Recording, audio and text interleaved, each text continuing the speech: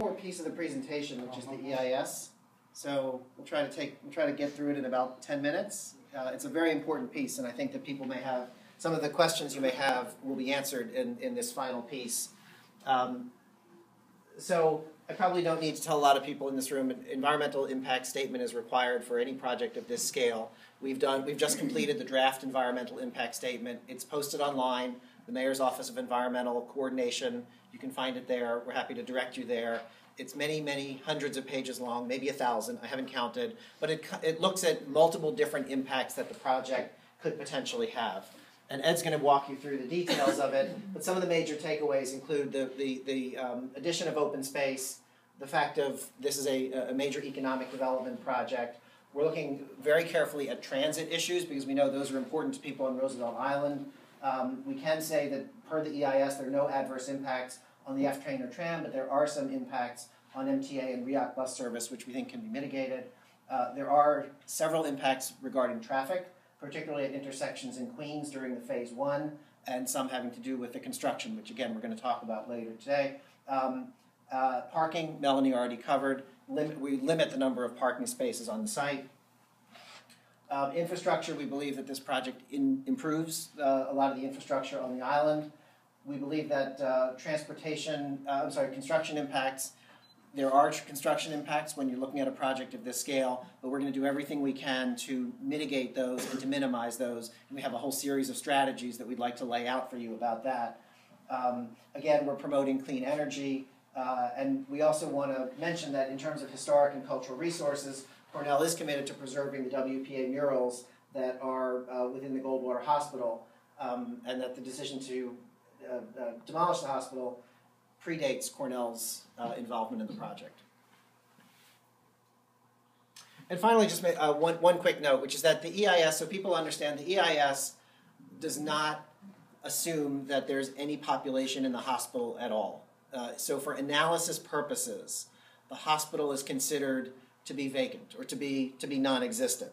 Vacated. To be vacated. So the numbers that you'll see and the numbers that Ed will talk about or that you'll see when you look at the document, they do not assume that there's any population at the hospital now. But I think it's important for people on Roosevelt Island to understand the level of the population here, to understand that currently, in fact, the population of the Goldwater Hospital between the patients and the staff is actually higher than the 2023 build-out of the campus. So let me turn it over to Ed to walk you quickly through. Thanks for the intro. Oh, I'm sorry. Yeah. It's Allison. Okay. Here's the presentation of the EIS. Right, okay.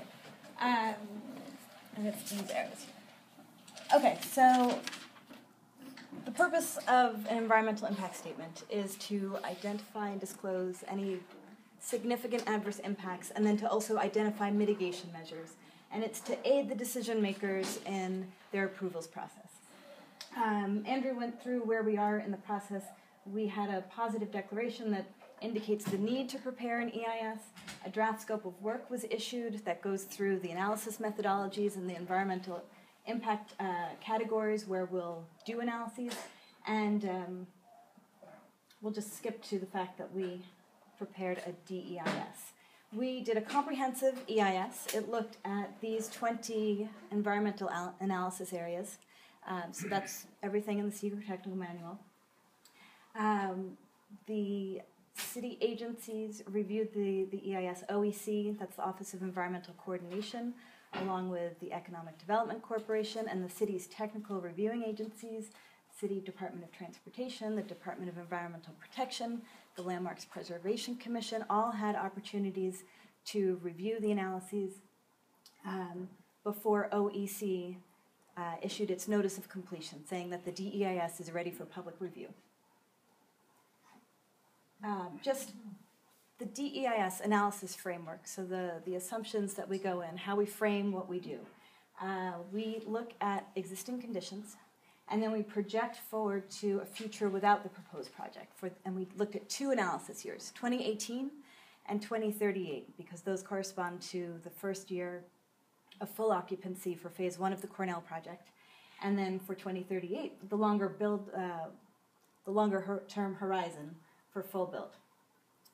Andrew went over the assumptions for the project site itself, that the Goldwater Hospital would be vacant. The EIS assumes that the buildings would be vacant but would still be standing. And then we also look at other developments to occur on Roosevelt Island and then in western Queens. And that projects forward to create this baseline against which the project is compared. So we look at the delta there. So projects that are expected to occur independent of the Cornell project include the 3 remaining buildings on Roosevelt Island in Southtown. So those become part of our background baseline condition. Then we layer on our project for the purpose of identifying whether there would be the potential for significant adverse impacts. And that's the project that was described. Just as a reminder that 790,000 square feet of space in phase 1, and by the full build, 2.13 million square feet. And it's the uses that were previously described. So I'm just going to focus on where the EIS identified the potential for significant adverse impacts.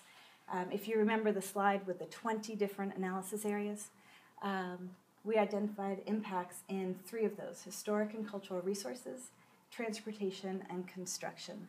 The remaining 17 environmental categories would not experience adverse impacts. So, for historic and cultural resources, the building has been identified as eligible for listing on the state and national registers of historic places. And so the demolition of the hospital complex constitutes an adverse impact. Cornell is working with the Landmarks Preservation Commission and the State Historic Preservation Office to identify mitigation measures. And as Andrew mentioned, that will include the preservation of the WPA murals, which you can see in the bottom photograph. For the transportation analysis, the EIS examined traffic conditions at 14 intersections, 4 on Roosevelt Island, 10 in Queens. For phase 1, impacts were projected to occur at 7 intersections, and mitigation measures have been identified for 6 of these locations. So Cornell is working with DOT to identify mitigation measures for that remaining intersection. For the full build condition, 12 intersections are forecast to experience impacts, and mitigation measures have been identified already at 7. So Cornell and DOT are working again to identify mitigations for the remaining 5. For the transit analysis, as Andrew mentioned, there would be no adverse impacts on the F train or on the Roosevelt Island tram, but impacts were identified for the Q102 and the REOC Red Bus. Increasing service frequencies on both the Red Bus and the Q102 would mitigate these impacts. The pedestrian analysis, the EIS examined 13 different locations, and they were located mainly between the subway station and the project site. The EIS identified the potential for impacts at 2 locations along West Road, and those are shown with the intersections with green boxes around them. Mitigation measures could consist of widening the sidewalk at these locations, and the feasibility of that is being explored with DOT and REOC. For the construction, on the left here you see the analysis areas. It was a robust construction analysis. We worked with Ted from Tishman, and we identified impacts on transportation, that's traffic, transit, and pedestrian conditions, and noise on open spaces. At this time, no mitigation measures have been identified for the noise impacts, but for the transportation impacts, mitigation measures similar to what's proposed for the operational impacts could also mitigate these impacts. The DEIS is available online at the OEC's website and then EDC's website. I have a few copies on CD with me if anyone would like one. It's the start of public review, so there are opportunities to comment on the DEIS. Comments will be taken. The EIS will be revised and issued as a final environmental impact statement, and that will serve as the basis for the decision makers. So, back to Andrew, back to Kat. So that's our presentation. We'd love to answer any questions that you have.